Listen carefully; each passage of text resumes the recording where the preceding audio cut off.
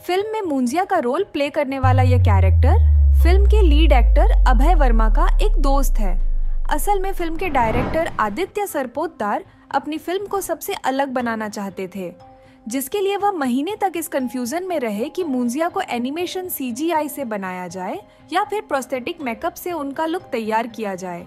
काफी डिस्कशन होने के बाद उनकी टीम DNG के पास गई, जिन्होंने कल की आयरन मैन और अवेंजर्स जैसी बड़ी बड़ी फिल्मों के लिए वर्क किया है। आदित्य सरपोतदार ने अपनी स्टोरी उनकी टीम को सुनाई।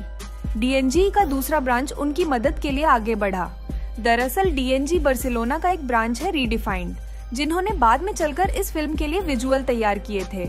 इस फिल्म के लिए VFX टीम ने बिट्टू के दोस्त के लिए एक CGI कॉस्ट्यूम बनाया था, जिसमें बहुत सारे ट्रैकर्स और सेंसर्स लगे थे। यह उनके बॉडी के मूवमेंट और एक्सप्रेशन को कंप्यूटर पर फीड कर देता था। यही वह वजह है कि मुंजिया फिल्म का VFX देखकर लगता ही नहीं है कि इसे कंप्यूटर से जनरेट किया गया है। इतनी अच्छी डिटेलिंग है कि ऐसा लगता है मानो कोई हॉलीवुड की फिल्म देख रहे हैं। ये सब पॉसिबल हुआ था इस हाईटेक VFX सूट की वजह से।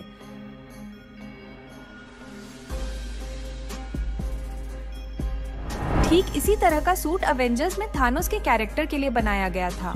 आदित्य सरपोतदार खुद इस फिल्म के VFX डायरेक्टर थे।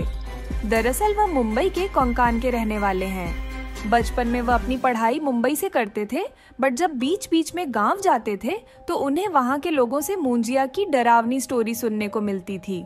वहां के लोग तो यह भी कहते हैं कि उन्होंने मुंजिया को पीपल के पेड़ के ऊपर डांस करते देखा है।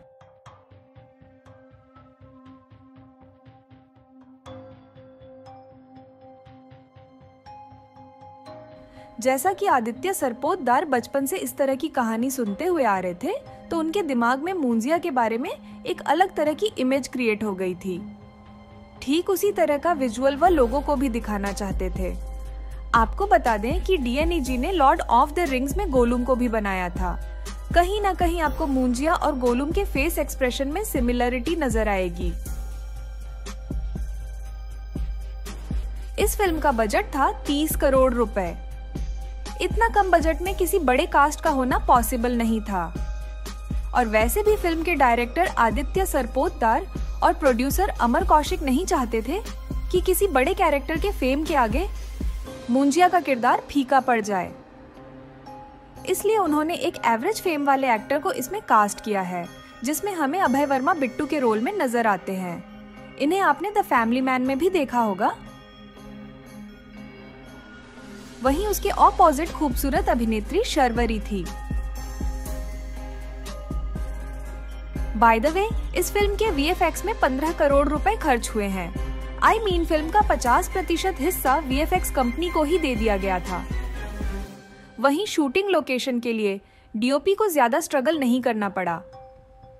इसके लिए कोंकण के ही फॉरेस्ट वाले इलाकों में इस फिल्म की शूटिंग कर ली गई थी, जहां ये पेड़ वाला सीक्वेंस हमें दिखाया गया था। दरअसल इसकी शूटिंग तो दिन में की गई थी, बट VFX से यह हमें रात में दिखाया जाता है।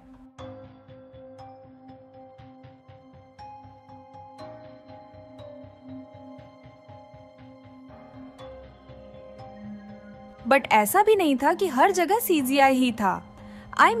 मुंजिया के कैरेक्टर को शर्वरी के रोल में दिखाने के लिए उसका प्रोस्थेटिक मेकअप किया गया था। जी हाँ, यहाँ आप शर्वरी के गर्दन और चेहरे पर प्रोस्थेटिक मेकअप होते हुए देख सकते हैं। इस प्रोसीजर में उन्हें 3 से 4 घंटे तक एक चेयर पर बैठकर रहना पड़ता था, जिसके बाद ही उनका यह डरावना लुक तैयार हो पाता था।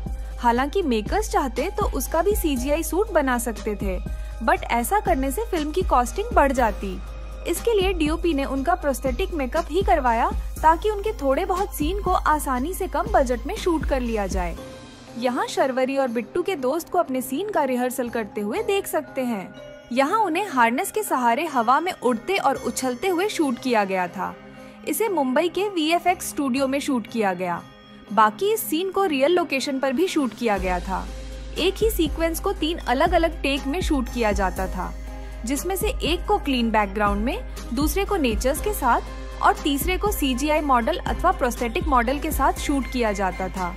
यही वह चीज होती है कि VFX बेस्ड फिल्मों को बनाने से निर्देशक घबराते हैं, क्योंकि ये काफी टाइम कंज्यूमिंग होता है और इसमें खर्च भी बहुत आता है।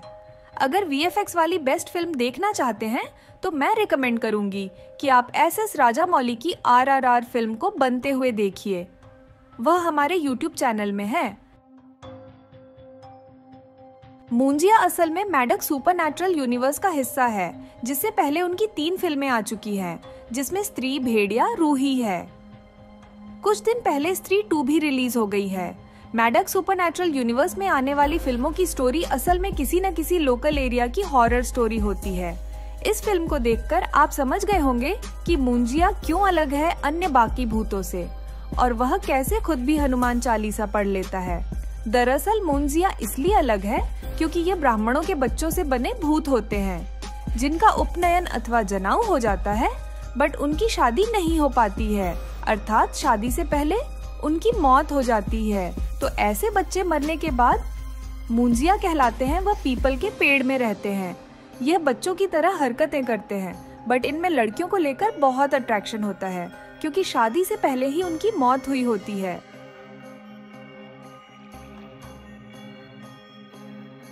फिल्म की शूटिंग कोंकण जिले के जंगली इलाकों में की गई थी।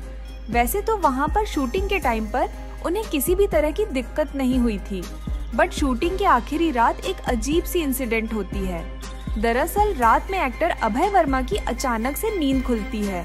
उन्हें लगता है कि कोई उसे देख रहा है। वह उठकर बैठ जाता है। तभी उसने घड़ी देखा, जहां उसको पूरे 3 बजे का टाइम दिखता है। इसके बाद वह किसी तरह सोने की कोशिश करता है, बट उसे नींद नहीं आती है। इस घटना से वह काफी डर गया था। ब्रेकफास्ट करते हुए उन्होंने इस बात को अपने अन्य दोस्तों से शेयर किया, जिस पर फिल्म की लीड एक्ट्रेस शर्वरी कहती है कि उसके साथ भी ऐसा ही हुआ था। वह भी रात में ठीक 3 बजे अचानक से उठ गई थी। बाकी और लोगों ने भी यही क्लेम किया कि उनकी भी नींद रात में 3 बजे खुली थी। यह सुनकर वह सब एक साथ डर गए थे। हालांकि वह फिल्म की आखिरी रात थी, जिसके बाद रैप अप हुआ और टीम वापस से मुंबई आ गई थी।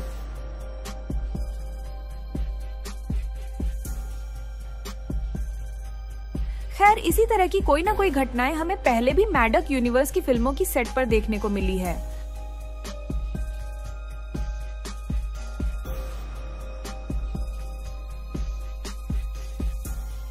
अगर आप लोग दोस्तों इन फिल्मों को बनते हुए देखना चाहते हैं तो आप स्त्री 2 और भेड़िया फिल्म का वीडियो हमारे चैनल से देख लीजिए।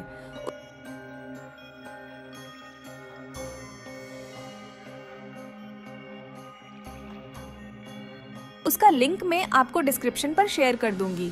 धन्यवाद।